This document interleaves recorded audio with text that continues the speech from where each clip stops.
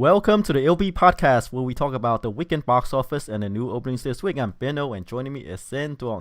So, Sen, welcome back to another podcast. Yeah, was I back last week? You were back. Okay, good. But let's talk about the movies Right. at the box office or how it performed. Last week, we just have one wide release, which is Guardians of the Galaxy Volume 2. Yeah, I like these big event blockbusters where they completely clear out the weekend. It makes our job easier, right? We just talk about one movie. Right. Yeah, and we just throw out some big numbers. Yeah, right. But what was your big number for Guardians of the Galaxy Volume 2? Oh, I said 130 and you said 120. Oh, okay. Not that big. Well, it's big enough, right? I Yeah. mean, we could probably don't have to do this if we have that, that amount. Yeah, We'll be in some tropical island, living a good life. yeah. But for these movies, it's not big enough. So Guardians of the Galaxy Volume 2 did 145 million over the weekend, which is higher than even both of our most optimistic projections. Yeah, and I think higher than some other people, right? Because like, Yeah. if you look at traditionally, I mean historically, not traditionally, but historically, if you look at the bump from the first movie to the second movie, it is maybe about 30 million or 40 million for a movie that has enjoyed like very good positive word of mouth, and for a Marvel movie, Yeah. the bump is and we accounted for that, right? But it they're Yeah. a little bit better. Yeah, well, so last week we were saying with these sequels, usually with good word of mouth, they improve, anywhere from 25 to 30%. So we accounted for that. I went the low end, I said 120 or 125, and you went the high end, which is 130. And they did even better than that. And what's even more impressive about this 145 million is that, it kind of went contrary to the sequelitis of, last summer when most sequels disappointed. In terms of their growth. This one actually surpassed what most people had projected, and no one died in the film before the film opened. Right. Well, sure, but you know what I said? Why I thought this movie could perform, better, with 130 million, right? Is that it's a different kind of sequel, right? Action comedy, where it's, really the sequelitis is meaning like people are seeing the same thing, with like world destructions, like the superheroes getting together and save, the world, from the bad guy. There's some element of that in Guardians of the Galaxy Volume 2, right? But they're not really saving. There's not a ticking bomb, for example, right? I kind of disagree with you there. It is world. Okay, all right. It's bigger than world destruction. It's galaxy destruction. In a way, it is a little different. Instead of seeing buildings being blown up, you see actually worlds being destroyed, entire planets being destroyed. Yeah, I just saw it over the weekend. All right, so I'm off. I haven't seen it, so that's why Yeah. I'm off there. But I guess it's more of a comedic take on world destruction, right? Or universe destruction, where things are not so serious. Yeah, yeah. That's the whole franchise. But I mean, that could be it. But it doesn't account for the fact that the other Marvel movies are also pretty funny. And I think maybe the thing with this one that bucked the trend is this is the second film in the series, and most of the other films are like on the third, fourth, fifth, sixth, seventh film in the series. They're not they're not the second film. Even all those Hunger Games and the Divergent series, they're on the third and fourth film. This is only the second one. Sure, and another thing going for Guardians is the soundtrack, right? Yeah, that could help too. And we heard that Guardians of the Galaxy Volume 3 is going to be the last one, supposedly. Mhm. That's what they always say. Yeah, I don't know. I mean, it hasn't. Iron Man went to. Wait, was there Iron Man 4? Not yet, I Okay, believe. I'm not sure. I think if it continues to do this well, they're gonna keep on cranking it out. And there's hints from this film that there's gonna be spin-offs. Either spin-off or crossovers, right? The thing about these Marvel movies is that they're going to see... Well, yeah, crossovers right. is kind of taken because of their involvement with the Avengers. But there are actually spin-offs based on characters from this film that hasn't appeared in any of the other films. Okay, all right. I believe it. Yeah, that involves Stallone, Michelle Yeoh, and another team. Okay, all right, Yeah. all right. So in any case, right, Guardians of the Galaxy performed, I think, way better than either you or I projected the movie to do. Uh-huh. Our numbers were low even, right? But Mhm. it didn't actually break any records, even with the 145 million take opening. Yeah, I didn't break any records, but you know what? For a film that wasn't the assemble one, this did better than Iron Man 2, right? I believe so. Yeah, so this series is even better than the Iron Man films, which is like the top film in all the Marvel movies, the top franchise, excluding the Avenger films and Civil War, which is kind of another Avenger film. Oh, right, right. Like Iron Man is a character like everybody knows about. Yeah, Even if you're outside of if you're not a comic book fan, you know about Iron Man. But who are Guardians of the Galaxy, right? yeah, And that's kind of like a running joke in the first movie too. yeah, It's like, who's Star-Lord? yeah, right. So for it to overperform in the second movie is quite impressive. I mean, even in the Marvel Cinematic Universe. Yeah, and like you said, this Guardians of the Galaxy as a property is like a third tier brand that's performing top tier level in the whole Marvel universe, which is super impressive. But we've been seeing this from Marvel as well, with Doctor Strange, with Ant-Man, even. Ant-Man, they perform like top tier properties, but they didn't do as well as like Iron Man, for instance, the franchise that started it all. Mm-hmm. Guardians of the Galaxy is doing even better than the Iron Man series, better than any of the franchises in the Marvel universe. Well, sure, but you could say this is an ensemble movie as well. There's like other characters, and you could say something about having a baby Groot in the movie. It That could would be, pull in a lot of let's say people who are not interested in superhero movies. it probably pulled in a even younger crowd. Like you can take toddlers to see it. Well, there's a lot of guns, explosions, so I'm not sure if parents want developing minds to see those kind of things. Uh, But hey, who knows? yeah, it's all for fun. All right, sure, sure. Anyway, we haven't mentioned it in the previous podcast, but Guardians of the Galaxy Volume 2 officially kicked off the summer movie season. It's getting earlier and earlier, so now the line's kind of blurred. The official beginning of the summer movie season is Labor Day. Oh wait, which one starts in towards the end of May? I think it's Memorial. Yeah, Memorial Day. So that's Memorial Day is the official start of the summer movie season, and Labor Day is the official end of the summer movie season. Yeah, that was like, I don't know, was that a decade ago? But I think more recently it's like the first week of May. Well, now there's no beginning. Now they're starting in March with the Fast and the Furious films. Right, and then Yeah. I'm sure they're gonna push it even earlier and earlier, and then Yeah. it's gonna be year round. Yeah, right, exactly. So now there's no real beginning anymore. It's just this blurry line. But officially, traditionally, it's Memorial Day and then Labor Day. Oh, we forgot to mention the worldwide take. It opened, I think, before the U.S. Opening, right? Worldwide, overseas. Worldwide right now is 430 million. Oh, They don't have the China figure, but it did about 50 million in China. Oh, I'm just doing a quick glance at what's opening on a Memorial Day weekend.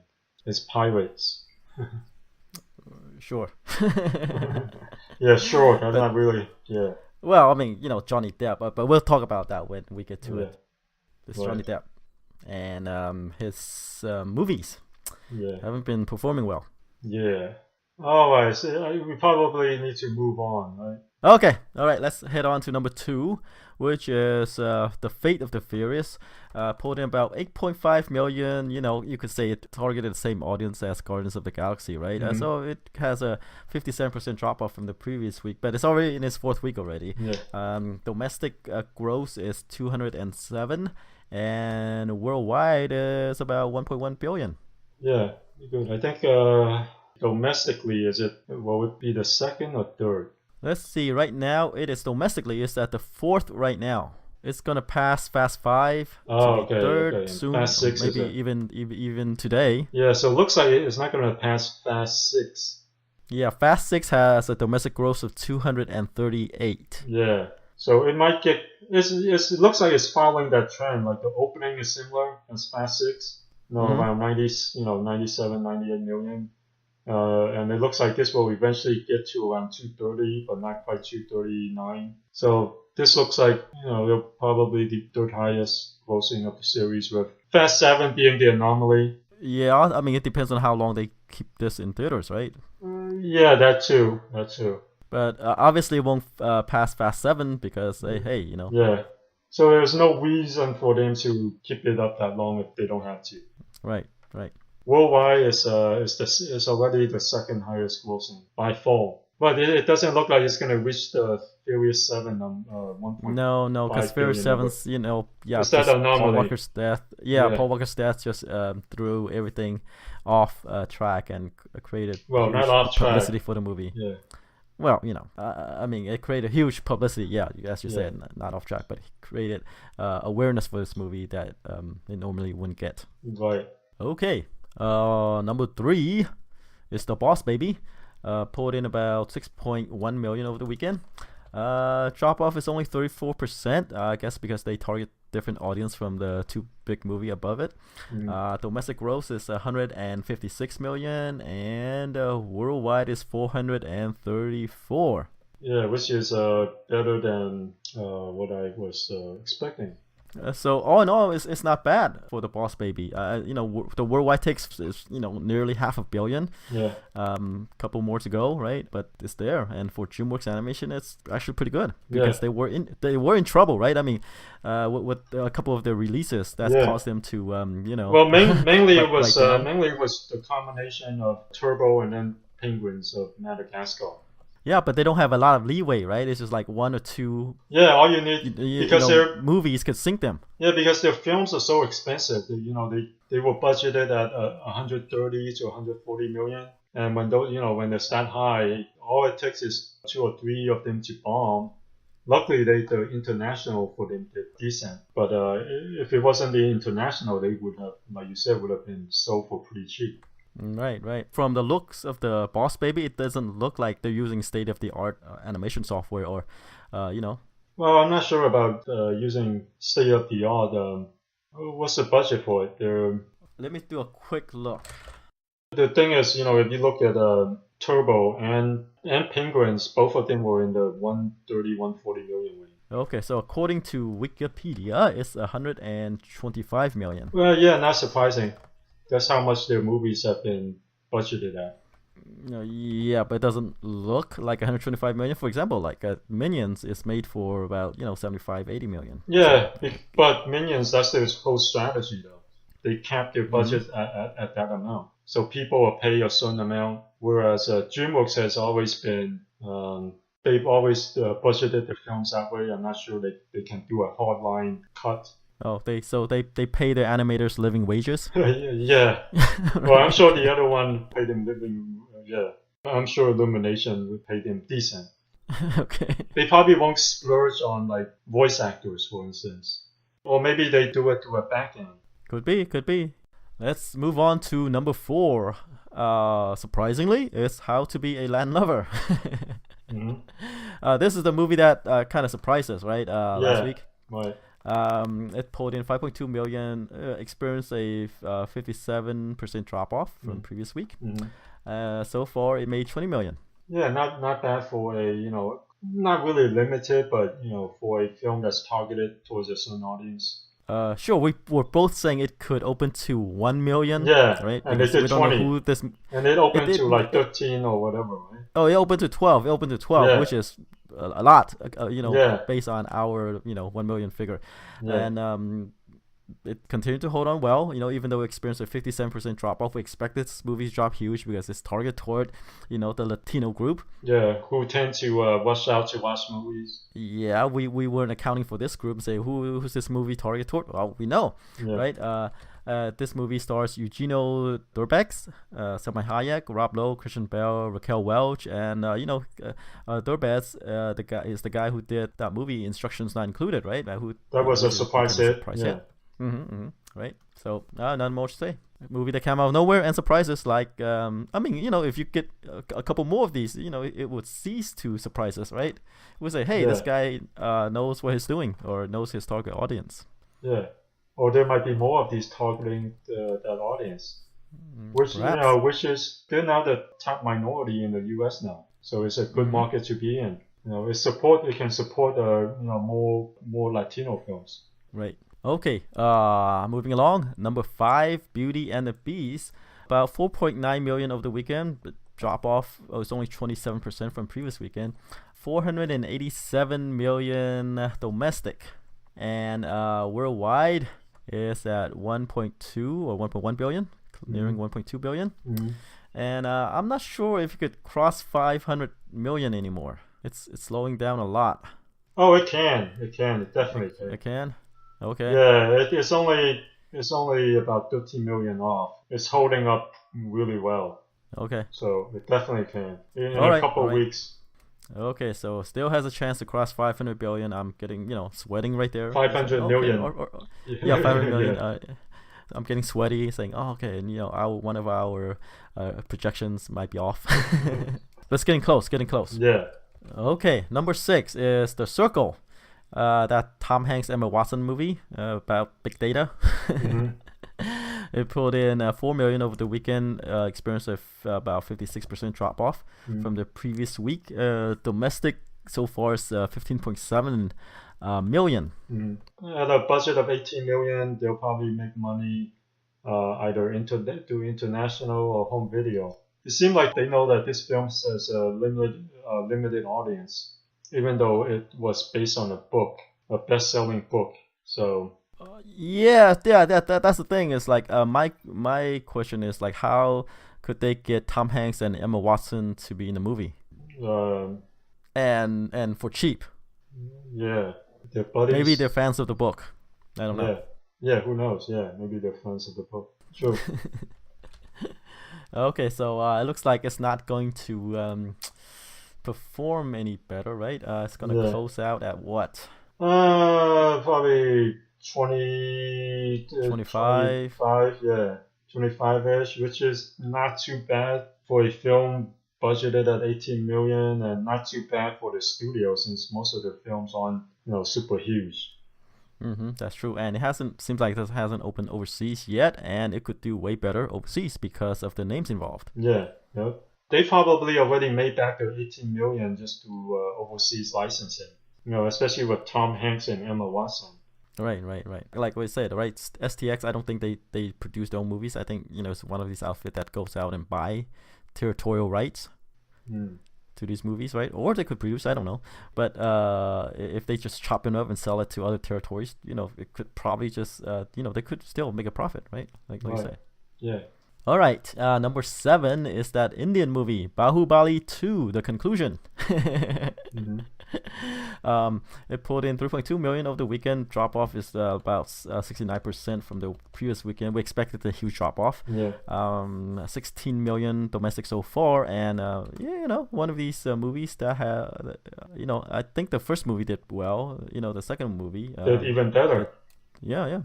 It stars the same people, by the way. Yeah. The guy was the played the father in the first movie, and he played the son in the second movie. Oh. So yeah.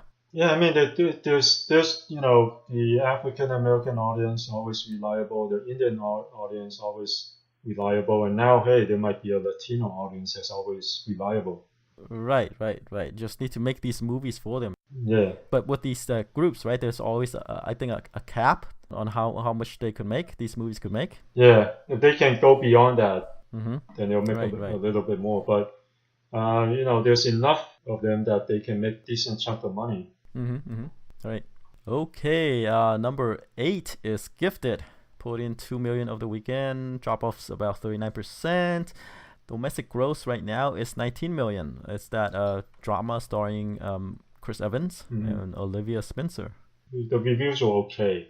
Reviews okay, but in indie terms, it's doing pretty well. Yeah, in indie terms, 20 million is not bad. Yeah. Okay, moving along to number 9, Going in Style.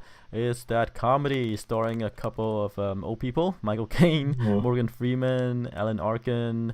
The movie pulled in about nearly 2 million over the weekend. Drop off is about 47%. Domestic gross is 40 so far. And let's see, international worldwide is 70 million. So pretty good. Yeah, pretty good. Budget's only 25 million. And for the type of movie that it is, I say, 70 million worldwide is pretty good. Yeah, speaking of demos, that's another demo, seniors that is kind of underserved. But they Well, but we always, knew they that always, yeah, they always come out reliably for these films. yeah, we knew that with the the Helen Mirren genre, right? We knew Yeah, that. Not saying yeah, that Helen Mirren is old, but she serves that group. yeah. Right. She's not gonna hear this, by the way, Zen. So I think we're good. All right, It's not gonna get back to her. all right.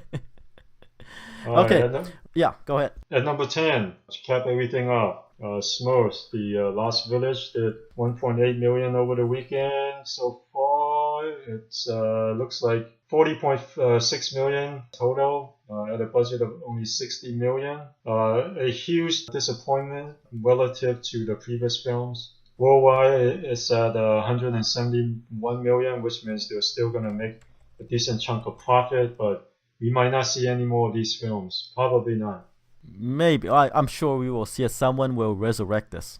We put it. If We not might. Sony. Yeah, we might see more going direct to video though. I can see that Mm. happening. But since it only did about 40 million domestically, it might not be worth it for them to release it in theaters anymore. But my bet is it's gonna get another movie at some point in time. These properties don't die. This one I highly doubt it. Well, maybe I mean, not this. in the coming, Yeah. not in the near future, but Right. in the far future. Right. Someone's gonna do it. Right. Like the Turtles movies, they're constantly rebooting Right. I'm sure. Yep. Until they give it tomorrow, right, Sen? until they give it tomorrow. Yeah. What do you mean? Oh well, that the Marvel's gonna acquire them and it's gonna become really successful. Oh, right. They're gonna make a Turtle cinematic universe. Yeah. Wait, is Turtles Marvel? No, it's not. Okay, all right. It's That'll be pretty its funny. own thing, but it's licensed to I think Paramount Pictures, right? Oh, okay, all right. Yeah. Okay, so that rounds out the top 10. Anything of interest that we should talk about, or should we move on to the new releases? Let's go to the new releases. All right, so since we're in the summer months officially, Mm. we're gonna have all these big movies, but I don't Mhm. think this week's gonna be that big because it's coming after Guardians of the Galaxy Volume 2. Mhm. So this week we have I think two new wide release: King Arthur, Legend of the Sword, and the comedy Snatched. Yeah, good counter programming with Snatch. King Arthur is another event film, blockbuster Maybe, type. maybe, Yeah, maybe. maybe. Yeah, we'll see what the drawing power of Charlie Hunnam is. Okay, how about we kick it off with the new releases with King Arthur, All right. Legend of the Sword. Okay. So it's another take of the Arthurian legend, right? Directed by Guy Ritchie, who Mhm. did the Sherlock Holmes movies with that guy. Robert Downey Jr. Yep. Yes, Robert Downey Jr., Iron Man. And Jude Law. But this movie, okay, and Jude Law, right? And who's Yeah. in this movie as well, playing the bad guy? Yeah. And as you said, we'll see the drawing power of Charlie Hunnam, who plays Arthur. Yeah. What are you thinking? They're trying to do a Lord of the Rings esque film with Guy Ritchie's stylistic touches. Right, and his stylistic touches, as you've seen in the Sherlock Holmes movies, quick cuts, slow mo. Yeah. Um, It worked. It worked for Sherlock Holmes. And I mean, maybe. Look, Sen. The first movie opened to 62 million, but the second one dropped off half and opened to only 39 million. are you right? sure about that? The Yes. Sherlock Holmes movies, both of them did very well. Let's look. Yeah, I remember both of them did really well. Let me see. Okay, Sherlock Holmes, right? The first movie opened to 62 million, went on to gross domestically 209 million. The second movie opened to about 39 million and went on to gross 186 million. Yeah, so the opening is less, but it seemed like it held up decently well to eventually get to 187 million. Not as much as 209, but not too far off in the end. And worldwide, it seems like roughly the same as well. First movie worldwide is 524, and Yeah. the second movie is 545. Yeah, so I think the opening affected it, the second movie. Though. The second movie opened on the December 16th. The first film opened on Christmas. Okay, sure. Okay, Yeah. let's move beyond that. Okay, that Yeah. movie had Robert Downey Jr., Mm-hmm. who was on a renaissance kind of, Yeah. didn't have experience in his career. This one has Charlie Hunnam, right? Yeah. I'm going out on a limb here to say that Charlie Hunnam is not Robert Downey Jr. It's not on the level. No, not yet. Pacific Rim was kind of it's a fan favorite, but I'm not sure how much of that is attributed to Hunan or Hunan. Which one of us is right? Both of us are right. Well, it's however you pronounce it, right? I mean, it Yeah. depends on how his career goes, right? We might not talk about him. But let's look at a different movie, like with him in it, Crimson Peak, the Guillermo del Toro movie, horror movie. Mhm. It only opened to 13 million. Right? So what I'm saying is that he's not that big of a draw yet. Yeah. So maybe this might do it for him. I doubt it. Well, I doubt it. this does have more of a because he's popular for the TV series. Was it Sons of Anarchy. Yeah, Sons of Anarchy. His character here more matches more closely with his character in the Sons of Anarchy. It's grittier. It's Sure, but let's bring in another movie here, another Guy Ritchie movie, Man from U.N.C.L.E., 13 million opening. true, and those didn't have huge draws either. Right, it has like Armie Hammer and Yeah. some other guy. Basically, no Robert Downey Jr. Exactly. Wait, what's the budget for this? It looks like something that would probably cost 100 million at least. Yeah, like you said, it's pretty much Lord of the Rings with King Arthur. It's getting a really wide release of 3,600 screens. Let me see, King Arthur. Let me see what the official budget is. Looks like 100 plus. Oh, 100 plus. It says on Wikipedia it says 102 million, but Okay. add a couple more to it. So yeah, hard to say, huh? Guy Ritchie, he's got Sherlock Holmes, but that's probably more due to Robert Downey Jr., right? Yep. And that style kind of worked for it, but I don't know. This has the same. It feels like Lord of the Rings-esque rather than bringing something new to the table. Right. We seen giant elephants. We seen big giant walls crumbling. We seen arrows. We seen sword fights.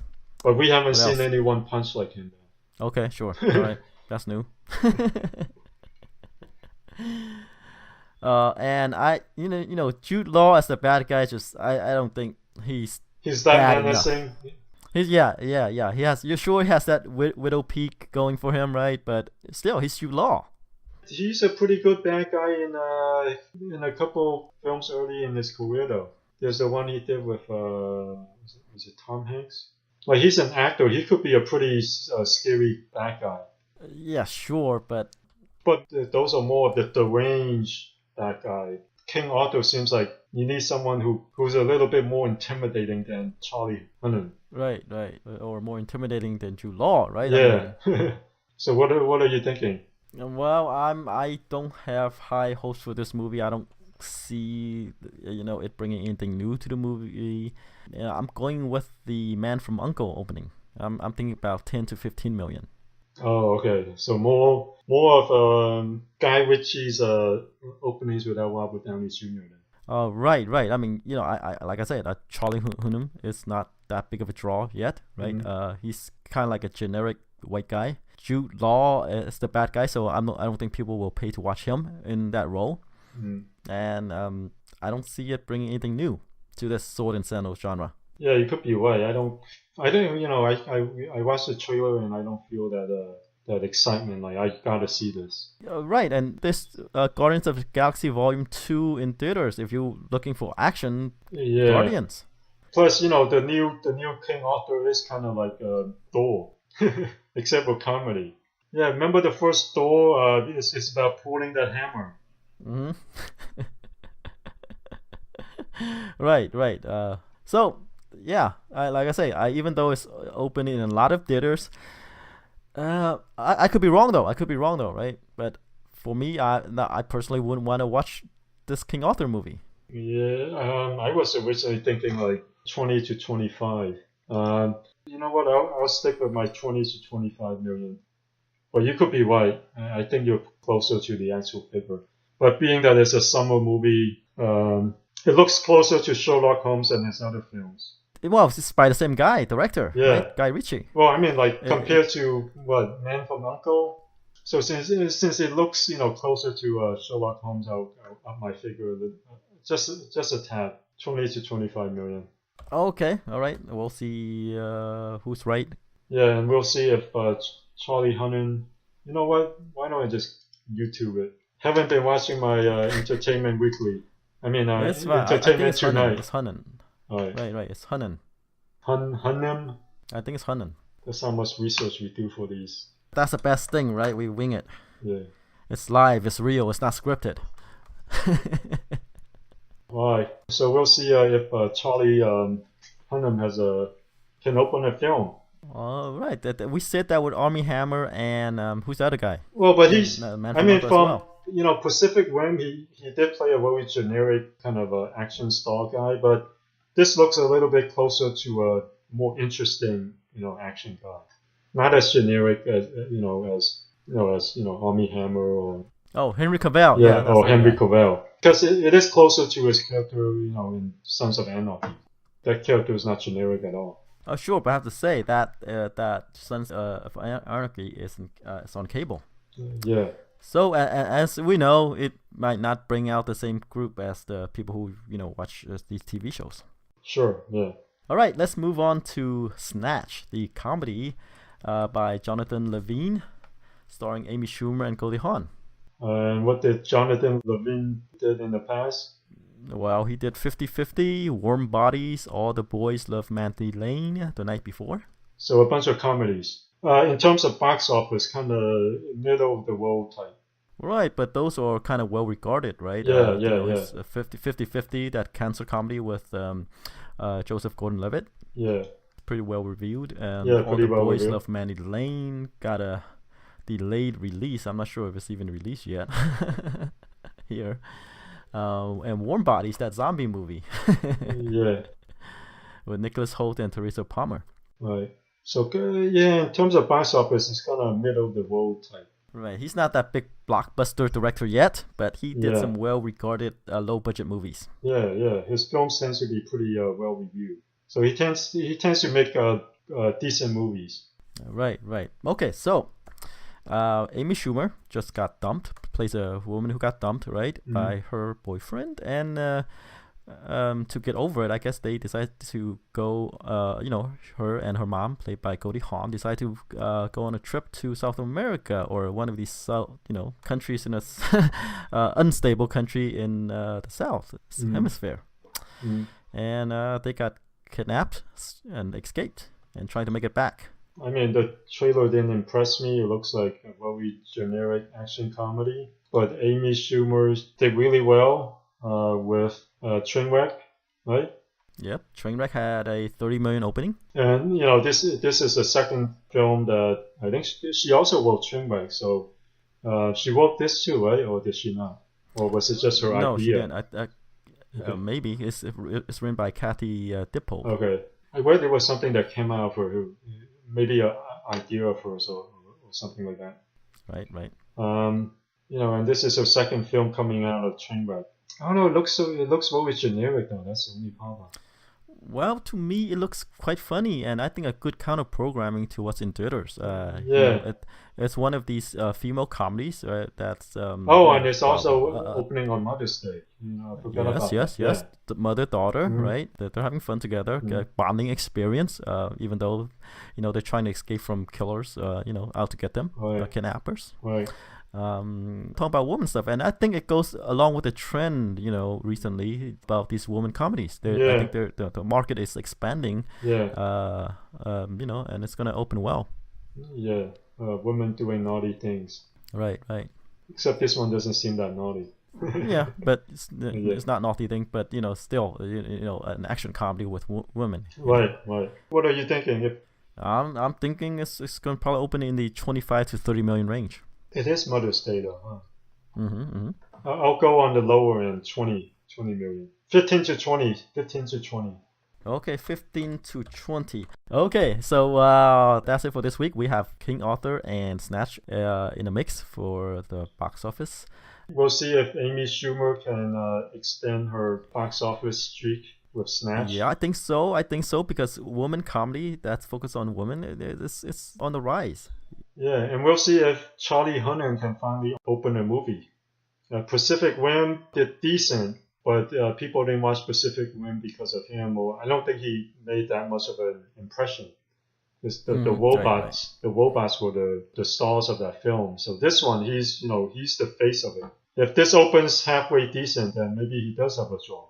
Yeah, which I so doubt. We'll I see. mean, because yeah, I mean, but let me put it this way. I mean, Hunan, it fits within the mold of generic white guys. With like I said, I don't know. In Pacific, in Pacific Rim, he does fit that image. But I think in the Sons of Anarchy and King Arthur, he looks a little bit. He has a little bit of edge. Okay, sure. Okay, all right. We'll see. King Arthur. We'll see. All right, we'll see. We'll see next week. All right. Thanks for listening.